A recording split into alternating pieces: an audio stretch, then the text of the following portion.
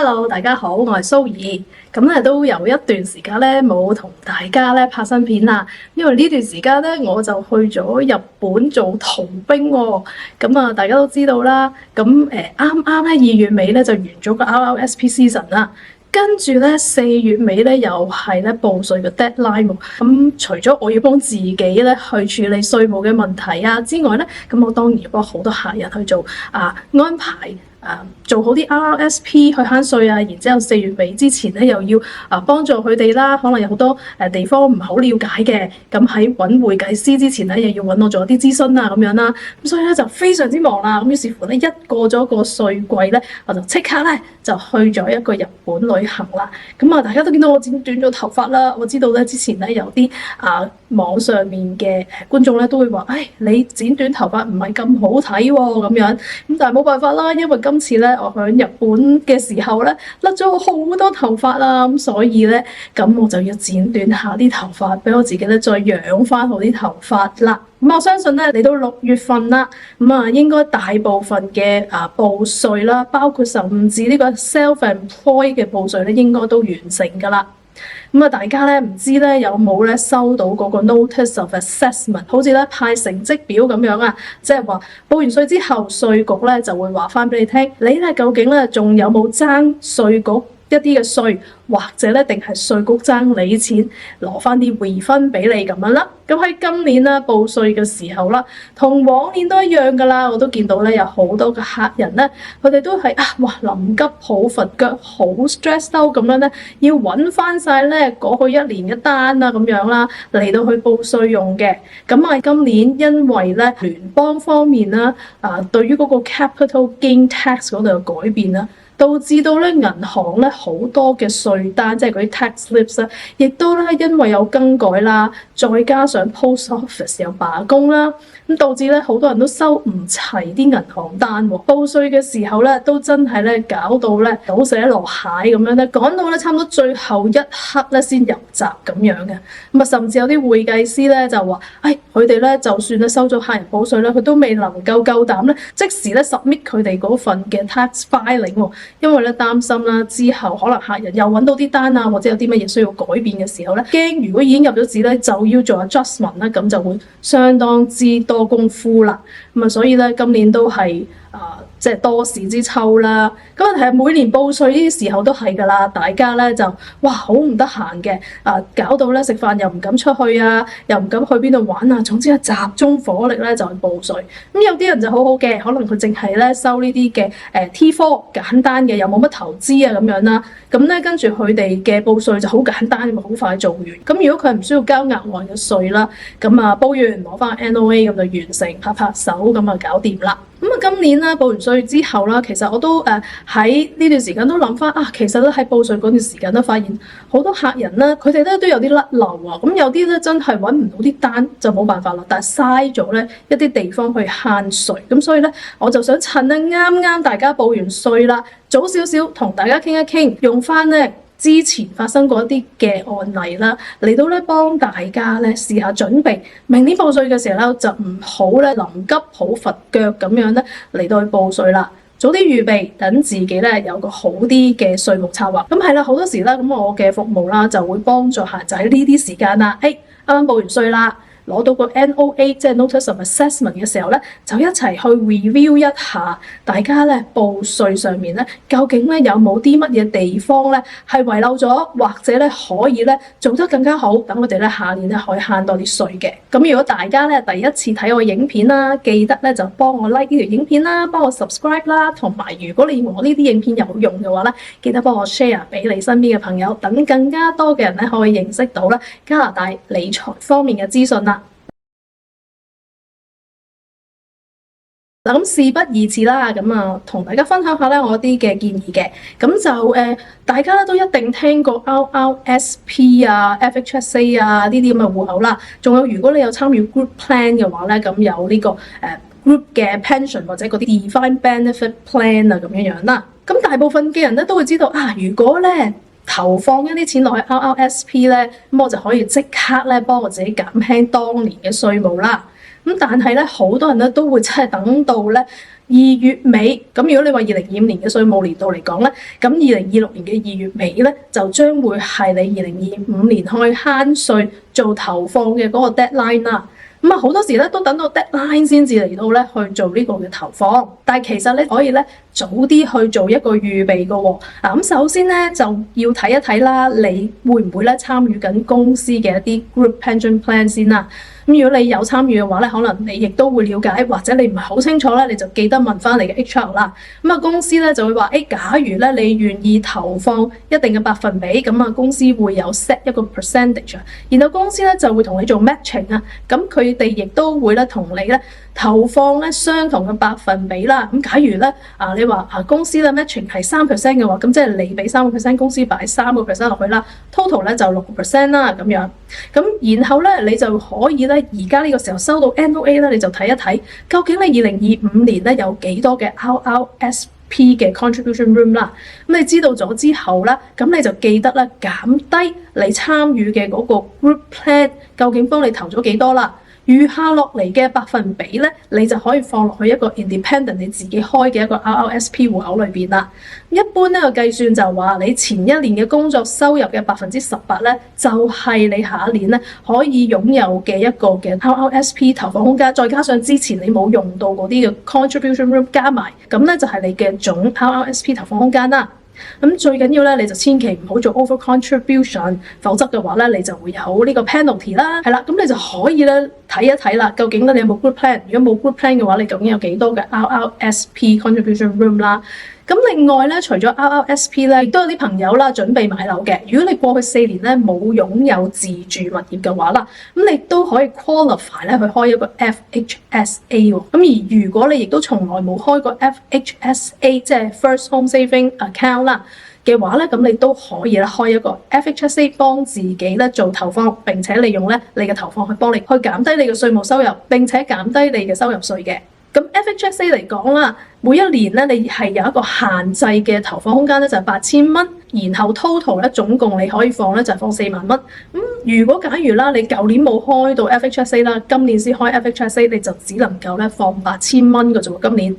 但係如果咧你今年開咗 FHSA， 冇錢放入去 FHSA，明年你有錢啦，咁你 total 咧就可以咧投放2年嘅空間，即係8000加8000咧，你最多可以投放16000蚊嘅喎，明年咁樣。咁所以如果你未開又準備想利用呢個戶口，又亦都有興趣想知道究竟你會唔會符合呢個資格嘅話咧，咁你可以諮詢翻我啦，咁我就可以幫你計一計，咁睇下咧適唔適合做翻個投放啦。係啦，咁你個投放咧亦都可以成為當年咧我哋減低你收入稅嘅一個嘅 strategy 嚟嘅喎。咁呢度舉個例子啦，咁以 BC 省為例啦，假如咧你去年嘅收入咧有8萬蚊啦，咁又預計今年嘅收入咧有8萬蚊啦。咁因為去年你有8萬蚊啦，咁當你之前冇其他投放空間嘅話啦，咁你大概嘅 RRSP 投放空間咧就有14400蚊咁樣啦。又如果咧，好似我頭先講咁，你返工嗰度咧都會同你做一個嘅 contribution， 咁當你同僱主加埋咧 total 係供6% 啦，咁差唔多咧你就用咗4800蚊嘅 RRSP 投放空間啦。咁餘下嘅9600蚊咧，你就可以放喺一個咧 individual 嘅 RRSP 裏邊嘅喎。咁即係話咧，當你咧用盡晒呢14400蚊咧，放喺呢啲嘅 Register Retirement Saving Plan 裏面嘅時候啦，咁你咧嘅稅咧本來咧要俾成14,000蚊嘅，就咧可以降低到咧去到9600蚊啦。咁即係話將你嘅平均稅率咧由24% 降低到咧差唔多咧18-9% 嘅喎。咁樣一來一回咧，你就慳咗4200蚊噶啦。又如果啦，你又利用埋 FHSA 啦，投放8000蚊，咁你要交嘅稅咧，仲降低到7600蚊。咁由14,000蚊減到7600蚊，你都慳咗成6500蚊稅噶咯。咁如果呢6500蚊作為退稅退翻俾你之後咧，咁你咧就可以利用呢一筆錢，又重新響下一年咧投放響你嘅 RRSP 啊，同埋你嘅 FHSA 裏邊啊。所以咧，其實個重點係咧，你要早啲去 plan，因為你早啲去 plan 咧，你先知道自己咧夠唔夠咁嘅 cash flow 啦，你需要預留幾多 budget 啦，去做呢啲嘅投放，幫你自己去減稅嘅。咁咁但係如果你話我啲 budget 都好低嘅喎，大部分嘅加拿大人啊都係每個月出糧就每個月洗清㗎啦。咁我通常咧都會建議翻客人啦，最好咧做翻一啲嘅月供，即係話咧 pay yourself first 嗰個 concept 啦，一早咧就預咗個 budget 擺咗落去咧一啲幫你可以慳稅嘅戶口裏邊啦，然後就等你唔使年尾嘅時候咧先臨急抱佛腳嘅喎。如果你撞着好似之前咁啦，市場調整嘅時候咧，你有買入嘅話啦，咁你咧可能你會買平咗噶嘛，咁 over time 嚟講咧，其實咧會更加咧幫你累積到更加多嘅財富嘅。嗱，咁除咗咧你月供直接放入去 RRSP 啊、FHSA 呢啲戶口之外咧，咁如果假如啦你嚟緊嘅一年啦，你唔係好 sure 你自己嘅收入或者你嘅 cash flow 嘅情況嘅話啦，我更建議客人啦預好一個 budget 咧，然後將佢攤分12個月啦，然後每個月咧將嗰筆錢咧供入去 TFSA 嘅。咁當然你必須要喺你個 TFSA 裏面咧有呢個投放空間先可以咁做啦。咁有啲客人都會問㗎，咁其實究竟咧 RRSP 同 TFSA 我應該投邊一個戶口先啊？咁就要睇下咧，究竟咧你嘅收入情況啦。假如你嘅收入係高嘅話啦，咁當然喺慳稅嘅原則上面咧 ，RRSP 係可以幫你慳更加多嘅稅嘅。但係如果你好似我頭先講咁樣，你唔肯定未來一年啦，你嘅 cash flow 或者收入嘅話啦，咁咧我更建議你可以先投放咗響 TFSA 裏邊先，咁然後去到年尾啦，一般我都會同客人做一啲 review 嘅。睇下咧年尾埋數嘅時候啦，佢嘅收入啦係響咩嘢嘅狀態？究竟咧適唔適合利用嗰啲嘅慳稅戶口？假如投放響慳稅戶口係可以幫佢可以慳到多啲稅，攞翻多啲錢入袋嘅話咧，咁我就會提議佢哋喺年尾嘅時候，從 TFSA 嗰度咧攞取嗰啲嘅 budget 出嚟啦，然之後咧就放入去嗰啲 RRSP 啊、FHSA 裏邊咁樣咯。因為啦，如果你喺年尾攞走 TFSA 嘅話啦，響第二年嘅年頭啦，基本上1月1號啦，咁你嘅 TFSA 投放空間又會重新建立過啊！唔單止有明年新嘅嗰個 contribution room 啦，仲有你去年提取嗰個部分咧，就成為你明年新嘅 contribution room 啦。咁嘅做法啦，你就又可以 create 翻一啲新嘅空間咧，俾自己咧投放入去你嘅 TFSA 啦。咁假如啦，你又真係好似我咁講啦，去到年尾先發現咧，原來你嘅收入唔係太高嘅話咧，咁你咪繼續保留你嘅投資放翻去 TFSA 免稅咁增長咯。咁所以究竟放錢喺 RRSP 先咧，定係 TFSA 先咧，就真係要睇下咧，究竟你嘅收入程度去到點樣，究竟邊個戶口咧更可以幫你咧喺稅務上面咧有優惠啦。因為 RRSP 戶口咧係你即時投放可以即時幫你慳稅，但係 TFSA 戶口咧，你即使投放都唔可以幫你減免嘅稅務。不過兩個戶口啦喺增長嘅時候咧都可以免稅地增長嘅。但係 RRSP 啦，將來咧你提取嘅時候咧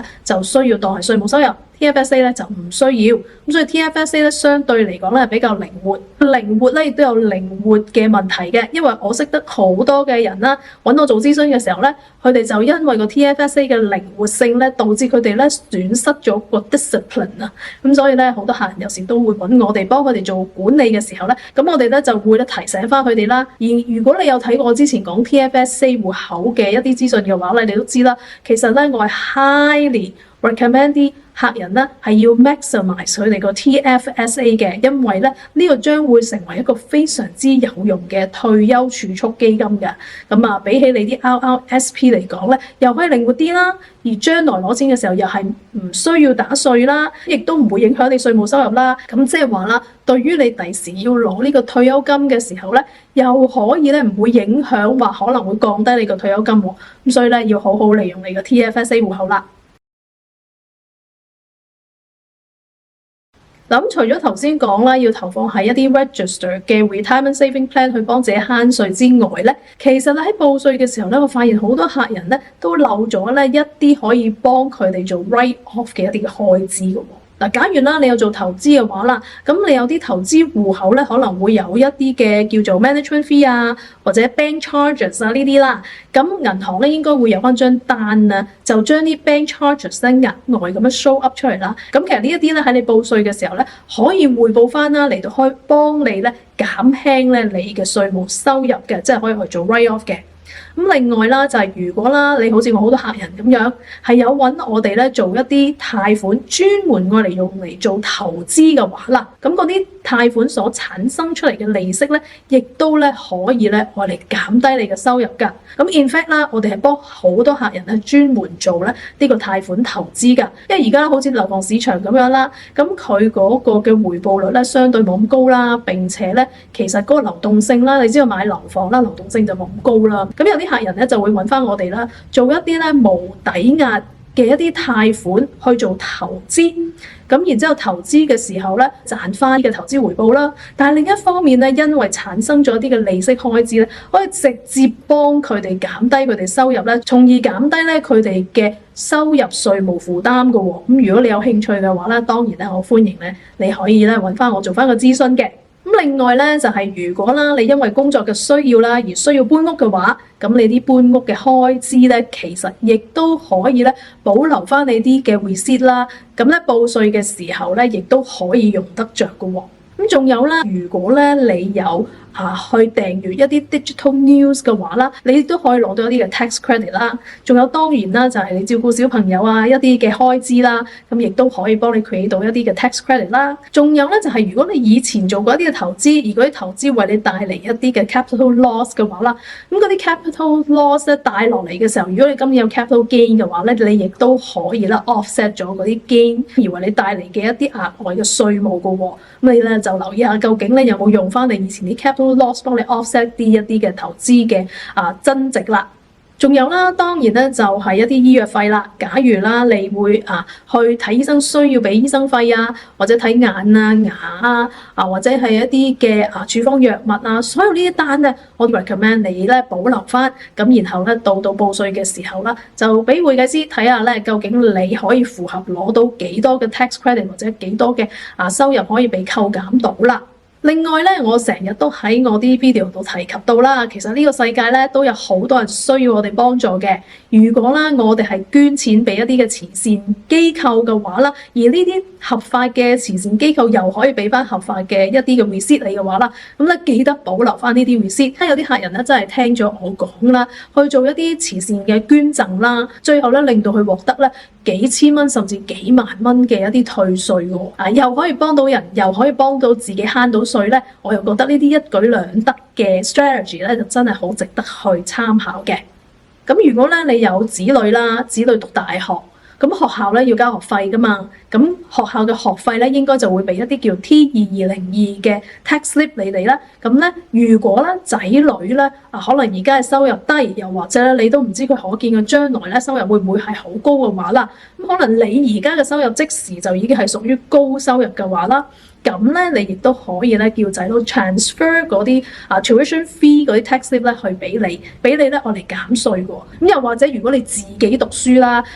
自己進修嗰啲 tax slips 咧，當然亦都可以幫你我嚟慳稅啦。哇，實在咧有好多嘢咧，我都好想同大家分享嘅。呢條片咧就拍到呢一度，我會留待咧用 part 2嚟到同大家咧分享更加多咧慳稅嘅 tips 嘅。咁大家咧就記得密切留意住 part 2嘅出片時間啦。如果咧大家喜歡呢一類嘅實用嘅理財資訊內容嘅話啦，記得幫我 like 啦、subscribe 同埋 share 呢條影片咧俾會想知道呢啲資訊嘅朋友啊。為咗幫助到更加多人可以睇到呢啲有用嘅資訊咧，所以咧大家如果咧唔嫌煩嘅話咧，可以喺下邊咧留言話俾我聽，大家想聽啲乜嘢資訊啊，或者咧對於我呢條影片咧有啲乜嘢嘅問題，或者有啲乜嘢 feedback 嘅，咁咧我就喺下一條片咧再同大家分享。咁下一次再傾啦，拜拜。